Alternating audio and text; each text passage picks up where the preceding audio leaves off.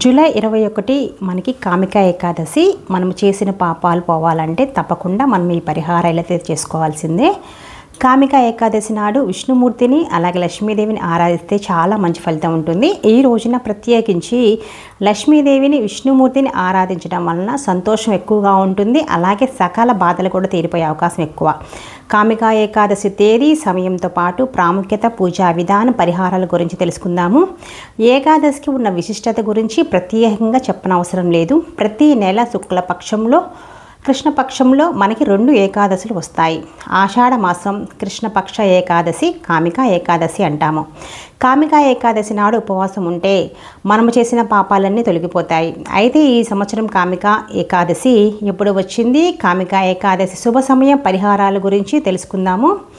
ఈ ఏడాది కామికా ఏకాదశి ఎప్పుడు వచ్చింది అంటే జూలై 20వ తారీఖున వచ్చిందా లేక 21 వచ్చిందా అనే సందేహం కూడా కొంతమందికి ఉంటుంది.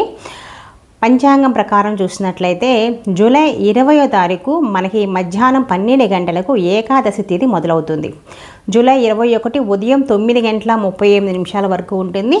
ఈ లెక్కన చూసుకుంటే జూలై 21న కామికా ఏకాదశి జరుపుకోవాలి. విష్ణువు లక్ష్మీదేవిని ఆరాధించటం. కామికా ఏకాదశి నాడు విష్ణుమూర్తిని లక్ష్మీదేవిని ఆరాధిస్తే మంచి ఫలితం అయితే ఉంటుంది. ఈ రోజున ప్రత్యేకించి లక్ష్మీదేవిని విష్ణుమూర్తిని ఆరాధించాలి. మనకున్న సకల బాధలన్నీ కూడా తొలగిపోతాయి. ఏకాదశి ఉపవాసం ఉన్నవారు జూలై 20వ తేదీ మధ్యాహ్నం మొదలుపెట్టుకొని జూలై 21 ఉదయం వరకు ఉండవచ్చు. జూలై 22 ఉదయం 5 గంటల 37 నిమిషాల నుండి 7 గంటల మధ్య ఉపవాసాన్ని విరమించండి. కామికా ఏకాదశి నాడు ఏ విధంగా పూజ చేయాలి అంటే ఉదయాన్నే తలస్నానం చేసి విష్ణు స్వరూపమైన కృష్ణుడిని పూజించుకోవాలి. నెయ్యితో దీపారాధన చేసి శ్రీకృష్ణుడిని ఆరాధించాలి. ఈరోజు విష్ణు సహస్రనామ మంత్రాలను జపిస్తే మంచి జరుగుతుంది. శివకేశవులు అనుగ్రహం కలగాలంటే మటుకు భజనలు చేయటం, కీర్తనలు చేయటం చేయాలి. ఉపవాసం ఉండేవారు దేవాలయాన్ని సందర్శించడం వలన కూడా మంచి ప్రయోజనకరంగా ఉంటుంది. కామిక ఏకాదశి విశిష్టత ఏంటి అంటే పాపాల నుండి విముక్తి పొందటానికి కామికా ఏకాదశి ఎంతో మంచిదన్నమాట. ఈ రోజున ఏకాదశి వ్రతం చేస్తే మోక్షం కలుగుతుంది. ఉపవాసం ఉంటే అశ్వమేధ యాగం చేసినంత పుణ్యం కూడా కలుగుతుంది. ఈ రోజున విష్ణుమూర్తిని ఆరాధించడం వలన పితృదేవతలు సంతృప్తి కూడా చెందుతారు.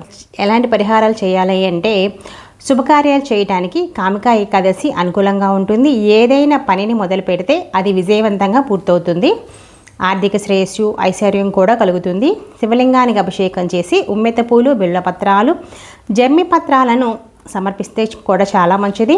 ఓం నమః శివాయ అనే మంత్రాన్ని జపిస్తే ఉత్తమ ఫలితాలు అయితే ఉంటాయి. అదేవిధంగా మహామృత్యుంజయ మంత్రము, శివచాలీస, రుద్రాష్టకం పఠిస్తే చాలా మంచిది. మంచి ఫలితాలు అయితే ఉంటాయి మనకి.